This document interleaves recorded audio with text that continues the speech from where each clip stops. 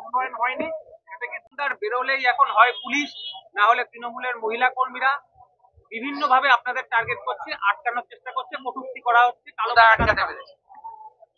দিলীপদার রাস্তা উদ্বোধন আটকাতে পেরেছে? পারেনি। আমার বাড়ি ঢোকা আটকাতে পেরেছে? পারেনি। নিখিলদের কোর্টে হাজরান বন্ধ করেছে? পারেনি। যত করবে আমরা ওয়েলকাম করছি, যত করবে আমরা ফেস করার জন্য রাজি আছি, আমরা রাজি আছি। যত করবে আপনারা লাইভে দেখাবেন ওদের মুখের ভাষা, ওদের আচরণ। আপনি বারুইপুরে অঙ্গভঙ্গি গুলো দেখছিলেন তো? দেখছিলেন মেয়েদের দিকে কেমন করে করছিল বাপন গাজী রোহিঙ্গা।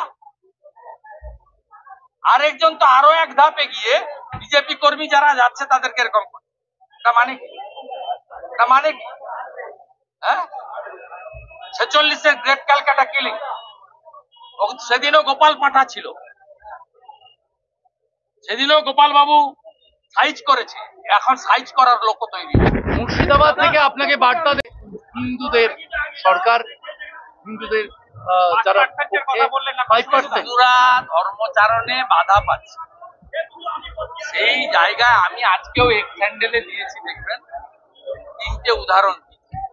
কোচবিহারে কীর্তনে গিয়ে পুলিশ বাধা দিচ্ছে, বার সার্কাসে রামনবমীর আমন্ত্রণ পত্র, রামনবমীর এত বড় অনুষ্ঠান নিধি সংগ্রহ তো করবে, 10 টাকা 20 টাকা কেউ পকেট থেকে দেবে না। আমাদের তো রিক্রুট চাকরি বিক্রি করার টাকা নেই, সেই কাজটা করতে দেবে না। হজ নিয়ে হাঁটলে, হজ নিয়ে মোটর সাইকেলে গেলে বাধা দেবে। আপনি লিখে দিতে হবে শ্যামপুরে 2 থেকে 2,500 লোকের বেশি প্রসেশনে যাবে না, হিন্দু মাত্রেই রামনবমীতে যাবে, যেখানেই অনুষ্ঠান হবে যাবে।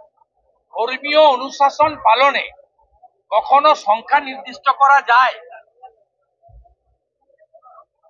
এইগুলোর জন্য বলছি যে পশ্চিমবাংলার সনাতনীরা তারা ধর্ম পালনে সরকার এবং পুলিশের দ্বারা বাধাপ্রাপ্ত হচ্ছে, তাই সরকার পরিবর্তন করুন, ধর্ম পালনে কেউ বাধা দেবে না, আর মহাকুম্ভকেও কেউ মৃত্যু কুম্ভ বলবে না।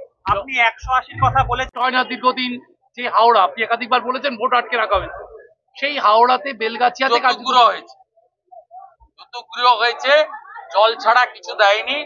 আমাদের পক্ষ থেকে ওখানে 400 জনকে দুপুরবেলা খাওয়ানো হয়েছে, রিলিফ ওয়ার্ক করতে হয়েছে। সরকার নেই, সরকার এখন লন্ডনে। নির্বাচন বন্ধ বলে কি এই অবস্থা? নির্বাচন বন্ধ, সবাই এখন একটা বিয়ার খাবেন, কোবরা বিয়ার। লন্ডনে কোবরা বিয়ার নিয়ে গেছে, পশ্চিমবাংলার সব বিয়ার বন্ধ হয়ে যাবে, কোবরা বিয়ার চলবে। আর 8 কোটি টাকা মমতা ব্যানার্জি নিয়ে গেছে বেড়ানোর জন্য West Bengal industrial development corporation থেকে। এই 8 কোটি টাকা থাকলে